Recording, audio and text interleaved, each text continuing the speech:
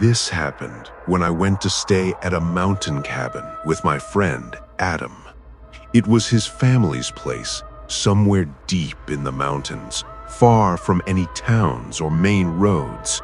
They usually visited during the winter, but that year, for whatever reason, no one else wanted to go. So Adam invited me. At the time, it sounded perfect.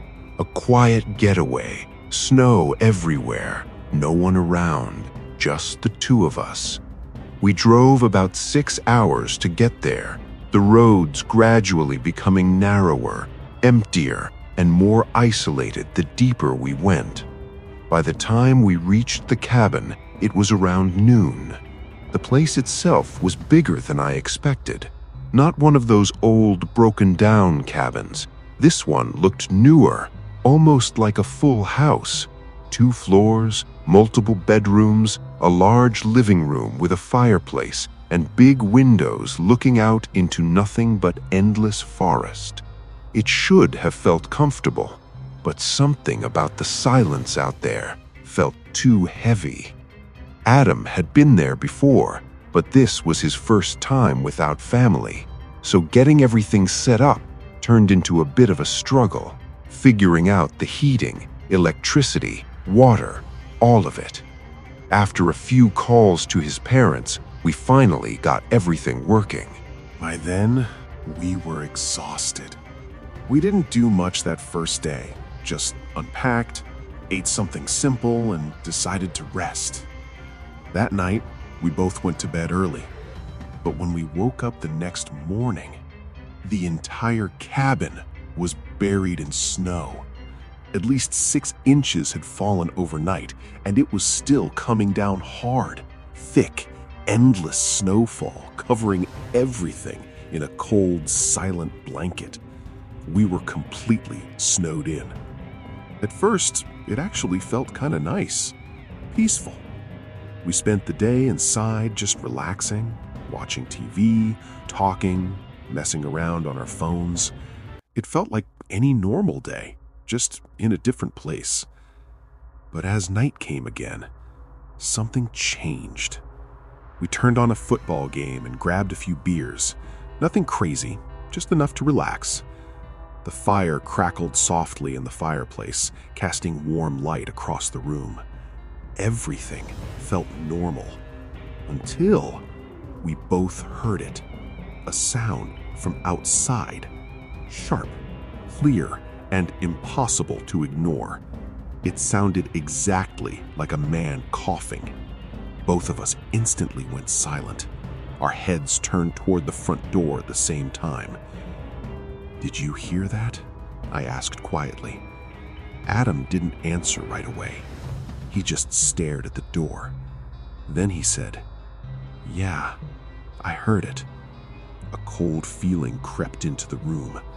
There was no way someone should be out there, not in the middle of nowhere, not during a snowstorm like this. After a moment, I got up slowly and walked toward the door. My heart was beating a little faster now. I opened it slightly and looked outside. Nothing, just darkness and falling snow. The porch was empty, no footprints, no movement, no sign that anyone had been there. I closed the door and turned back to Adam. We both stood there for a second, then let out a nervous laugh. "Probably just the wind," he said. "Yeah, or some animal," I added. It didn't make sense, but it was easier to believe that than anything else. So we brushed it off, told ourselves we were just imagining things. Maybe the alcohol, maybe the isolation, maybe our minds playing tricks on us. But deep down, that sound didn't feel like the wind. It sounded human. After that, things didn't feel the same anymore. We tried to go back to normal, finishing our drinks, sitting by the fire, talking about random stuff. But there was this tension now, a quiet, creeping unease sitting in the back of both our minds. Eventually, the game ended. The fire burned lower, and the cabin grew quieter. Way too quiet. We stayed up late, though I couldn't even tell you how long. At some point, we decided to call it a night. Adam went to one of the bedrooms upstairs. I stayed in the living room. There were plenty of empty rooms, but for some reason, I liked the idea of sleeping on the couch near the fireplace. It felt different, cozy in a strange way. At least, that's what I thought. I grabbed a blanket, stretched out on the couch, and watched the last of the fire flicker. Outside, the storm continued, wind brushing against the walls, snow hitting the windows, that constant, low howl in the distance. Eventually, I fell asleep. I don't know what time it was when I woke up, but I didn't wake up on my own. "Hey, hey," a whisper, soft, urgent. I opened my eyes, disoriented, my heart already racing for no reason I could explain. Adam was standing in the hallway, barely visible in the dim light. He looked off, tense. "What?" I mumbled, sitting up. He hesitated, then asked quietly, "Was that you?" I frowned. "Was what me?" He stepped a little closer, lowering his voice even more. "I heard a door open and then close. I thought you went outside." A cold wave ran through me. "I've been right here," I said immediately. I hadn't moved, not once. Adam looked back toward the front door, clearly unsettled. Without saying anything, he walked over and checked it. Locked, just like before. He stood there for a moment, staring at it. Then he shook his head slightly. "Maybe I'm just tired," he said, forcing a weak laugh. "Or the wind or something." I nodded, though something didn't sit right with me. Still, what else could it be?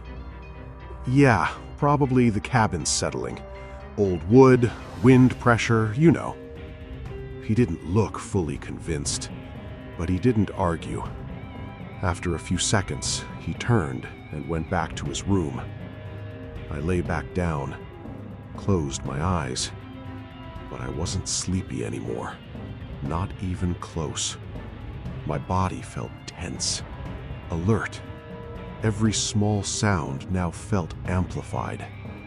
The wind, the creaking wood, the faint crackle of dying embers in the fireplace. Minutes passed, maybe 20. I couldn't relax. So finally, I opened my eyes and sat up. That's when I saw it. The front door. It was open. Not wide, just slightly, but enough. Enough for freezing air to slip inside, brushing across my face like something alive. My entire body went cold. "No way," I whispered. I stood up slowly, my legs feeling weak. I walked toward the door, each step careful, almost silent. The cold grew stronger. The gap in the door, undeniable. I reached it and looked outside. Nothing but darkness. No movement, no sound except the wind. I quickly shut the door and locked it. But now, my heart was pounding, hard. This wasn't imagination anymore. Adam heard something, and now the door was open. I stood there, trying to think, trying to understand, but nothing made sense. Were we both losing it? Was something wrong with the door? Did the wind somehow force it open? Before I could come up with any explanation, thump. A loud impact slammed against the side of the cabin. I jumped violently. My heart nearly stopped. Another one. Thud. Even louder this time. from outside, from the wall. "What the hell was that?" Adam shouted, rushing out of his room. "I don't know," I said, backing away from the door. Then, another impact. Heavy, deliberate, not natural. Something was hitting the cabin from outside. The noise didn't stop. Another impact slammed against the wall, hard enough to shake the entire cabin. Then another and another, each one heavy, controlled, deliberate, like something or someone was striking the cabin from outside. Adam and I just stood there for a second, frozen, staring at each other. "What the hell is that?" he whispered. I shook my head. I had no answer, because deep down I already knew this wasn't the wind. Thud. The impact came again, this time from a different section of the wall. It was moving. Whatever was out there wasn't staying in one place. It was circling the cabin, slowly, methodically. We both grabbed whatever we could find. Kitchen knives, anything that felt even remotely like protection.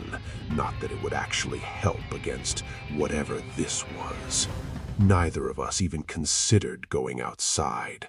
No chance. Not in the dark. Not in the storm. Not with something out there hitting the walls. For the next few minutes, we moved through the cabin, checking every window, every corner, trying to see something, anything. But outside, there was nothing. Just darkness and falling snow. No figure, no movement, no explanation.